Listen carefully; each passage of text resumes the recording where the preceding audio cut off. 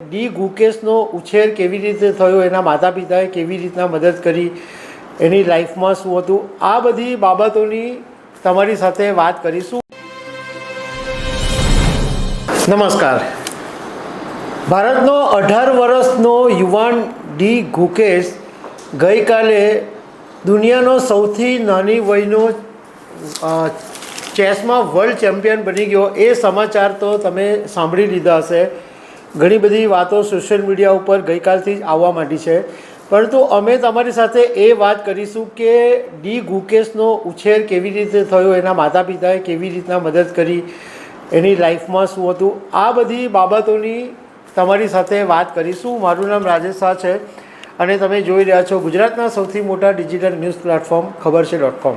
World chess championship 2024 ગુરુવારે સિંગાપોરમાં final match હતી અને ભારતના 18 વર્ષના ડી ગુકેશ, એનું આખું નામ છે ડોમરાજુ ગુકેશ, એણે ચીનના જે મહારથી છે ડિંગ લીરેન એને હરાવી દીધો અને 14મા રાઉન્ડની અંદર જ્યારે આખો દિવસ સુધી મેચ ટાઈ પર ચાલતી હતી ત્યારે ડી ગુકેશે પોતાનો આત્મવિશ્વાસ જાળવીને આ 14મા રાઉન્ડ પછી મેચ જીતી લીધી. ચીનનું ચેસ પર અત્યાર સુધી આધિપત્ય હતું, પરંતુ આ ડી ગુકેશે એ આધિપત્ય તોડી નાખ્યું છે અને 18 વર્ષનો સૌથી નાની વયનો વર્લ્ડ ચેમ્પિયન બની ગયો છે. હવે એ વાત કરીએ કે આખરે આ ડી ગુકેશનો ઉછેર કેવી રીતના થયો. તો વાત એમ છે કે ડી ગુકેશના પિતા રજનીકાંત છે અને માતાનું નામ પદ્મા છે. પિતા ENT સર્જન છે અને માતા માઇક્રોબાયોલોજીસ્ટ છે. હવે ડી ગુકેશના પિતાને ક્રિકેટ રમવાનો બહુ શોખ હતો. જ્યારે પોતે કોલેજમાં ભણતા હતા ત્યારે કોલેજમાં પણ ક્રિકેટ રમતા અને સ્ટેટ લેવલે પણ ક્રિકેટ રમ્યા, પરંતુ એ સમયે એમના પરિવારનું એટલું બધું દબાણ હતું કે ક્રિકેટમાં કેરિયર બનાવવાને બદલે એમણે તબીબની લાઈનમાં પછી મહેનત કરવી પડી અને પોતે ENT સર્જન બન્યા. પરંતુ મનમાં એક ખટકો, એક વસવસો હતો કે એમને ક્રિકેટની અંદર બહુ આગળ આવવું હતું, પરંતુ એ વસવસો એમણે દીકરામાં પૂરો કર્યો. કારણ કે ડી ગુકેશ જ્યારે નાનો હતો ત્યારથી જ એને ચેસમાં ઇન્ટરેસ્ટ પડતો હતો અને 7 વર્ષની વયનો હતો ત્યારે એ ચેસ રમતો થઈ ગયો હતો.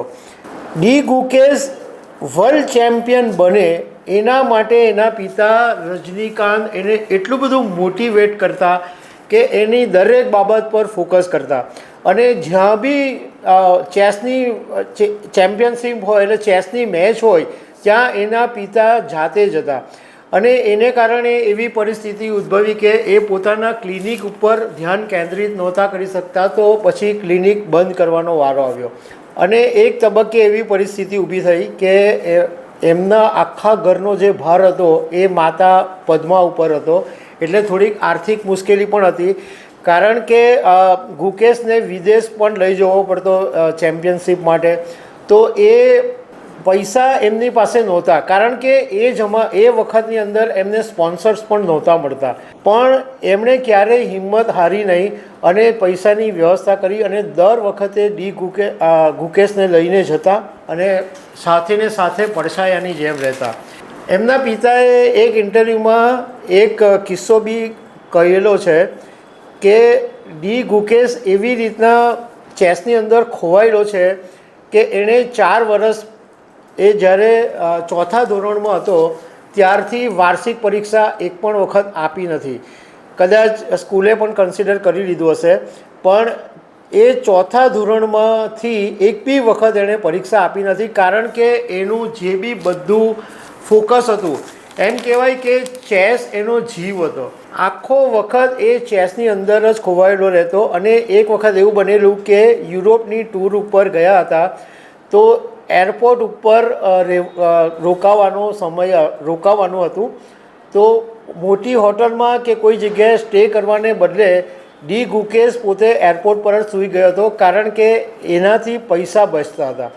તો તે વખતથી જ ડી ગુકેશ પણ સમજતો હતો કે એના પિતા પૈસા કેવી રીતના મેનેજ કરી રહ્યા છે. હવે બીજી એની ઇન્ટરેસ્ટિંગ બાબત એ છે કે વિશ્વનાથ આનંદ, કે જે ભારતના સૌથી પહેલાં ચેસ વર્લ્ડ ચેમ્પિયન છે એ પણ આ ડી કુકેશ જે સ્કૂલમાં ભણે છે એ સ્કૂલમાં જ ભણ્યા હતા. વિશ્વનાથ આનંદ 31 વર્ષની વયના હતા ત્યારે વર્લ્ડ ચેમ્પિયન બન્યા હતા અને સતત પાંચ વખત તેઓ વર્લ્ડ ચેમ્પિયન બન્યા અને છેલ્લે 2013ની અંદર વિશ્વનાથ આનંદ વર્લ્ડ ચેમ્પિયન બન્યા હતા. આ ડી ગુકેશ જે સ્કૂલમાં ભણતો હતો એ સ્કૂલનું નામ છે વેલમાલા વિદ્યાલય મેલ અયના બક્કમ. એ તમિલનાડુના ચેન્નાઈમાં આવેલી છે અને એનો જન્મ પણ ચેન્નાઈની અંદર જ થયો છે. ગુકેશનો જે જન્મ છે એ 29 મે 2006ના દિવસે થયો છે અને એણે 2015ની અંદર એશિયન સ્કૂલ ચેમ્પિયનશિપ હતી એમાં એ જીતેલો.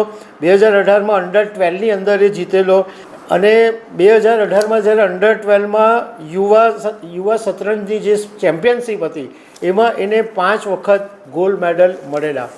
એના પિતાએ એક ઇન્ટરવ્યૂમાં એવી પણ વાત કરેલી છે કે ડી ગુકેશની એટલી કેપેસિટી છે કે એક વર્ષની અંદર 250 ટુર્નામેન્ટ રમી શકે છે, જ્યારે બીજા જે ચેસના ખેલાડીઓ છે એ 150 મેચ પણ રમી શકતા નથી. બીજું કે આ ડી ગુકેશ જ્યારે 7 વર્ષનો હતો ત્યારથી એને ઇન્ટરેસ્ટ હતો અને એ સ્કૂલમાં ભણતો હતો તો તે વખતે પ્રજ્ઞાનંદ કરીને એક ગ્રેન્ડ માસ્ટર હતા.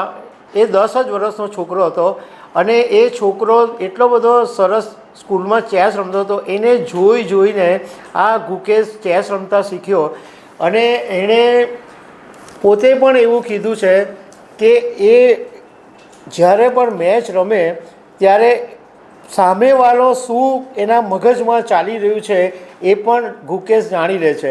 એટલે માત્ર ચેસ રમવા પૂરતું નહીં પરંતુ ટોટલ બધી સાયકોલોજીથી માંડીને ચેસમાં કેવી રીતના સ્ટેપ લેવાય એ બધી જ બાબત ગુકેશ બહુ જ સારી રીતના શીખ્યો છે. તો આ સ્ટોરી કહેવા પાછળનું કારણ એટલું જ છે કે કોઈ પણ માણસ જો એક વસ્તુ પર ફોકસ કરે તો જીતી શકે. જેમ આપણે અર્જુનની સ્ટોરી ખબર છે કે એને એક જ આંખ દેખાતી હતી. તો તમે કોઈ પણ વસ્તુ પર જો ફોકસ કરો તો તમને પણ દુનિયામાં સફળતા મળી શકે છે. તો દર્શક મિત્રો આવી અનેક વાતો સાથે અમે તમને મળતા રહીશું. Thank you very much.